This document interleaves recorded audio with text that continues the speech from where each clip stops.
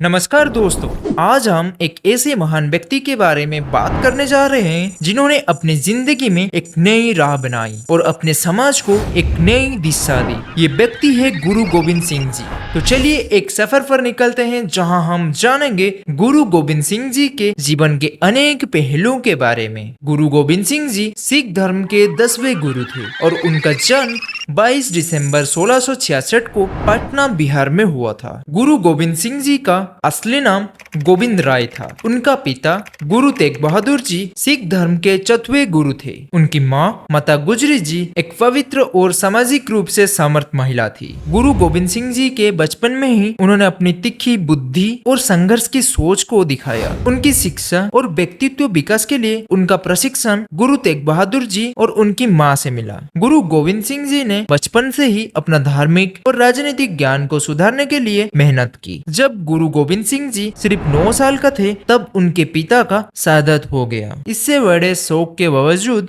गुरु गोविंद सिंह जी ने अपने पिताजी के बाद अपने पिताजी का पद को संभालने के लिए निर्णय लिया।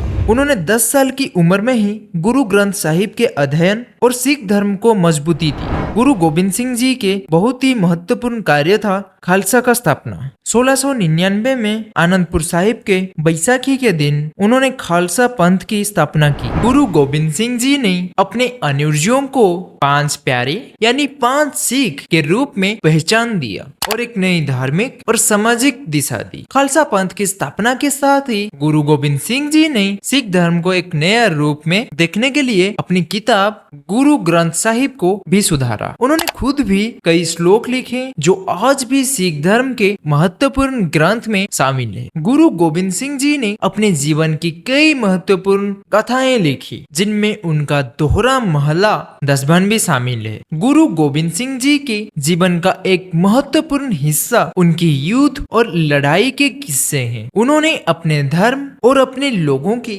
सुरक्षा के लिए कई संघर्ष किए। उनकी सबसे प्रमुख लड़ाई औरंगजेब के विरुद्ध थी, जिसमें उन्होंने अपने सामर्थ्य और वीरता का प्रमाण दिया। मुगल सम्राट औरंगजेब के दौरान गुरु गोविंद सिंह जी ने अपने धार्मिक सामाजिक हक के लिए कठिन लड़ाई की। उनका एक प्रमुख युद्ध चमकर की लड़ाई सिख धर्म के महान आध्यात्मिक वीरता का प्रमाण है। इस युद्ध में गुरु गोविंद सिंह जी के बहुत सी परिवार के सदस्य भी शहीद हो गए। गुरु गोविंद सिंह जी की जिंदगी में पारिवारिक जीवन भी अत्यंत दुखद रहा। उनकी पत्नी माता अजीत कौर जी और उनके बेटे बाबा अजीत सिंह जी और बाबा जूहर सिंह जी की शहादत उनके जीवन के सबसे दुख भरा पल था। गुरु गोविंद सिंह जी की अंतिम दिनों में उन्होंने अपनी अंतिम संस्कार यात्रा को आनंदपुर साहिब से दिल्ली तक किया। 1708 में गुरु गोविंद सिंह जी ने धार्मिक और सामाजिक उद्देश्यों को पूरा करने के बाद अपनी शारीरिक दुनिया से विदाई ले ली। उनकी अंतिम विदाई के बाद भी उनके शिक्षा और उनका आशीर्वाद सिख समाज में सदैव जीवित रहा। गुरु गोविंद सिंह जी के दोहरा महला दसबन एक ऐसा काव्य है जिसमें उन्होंने अपने जीवन के अनेक पहलुओं और सिख धर्म के सिद्धांत को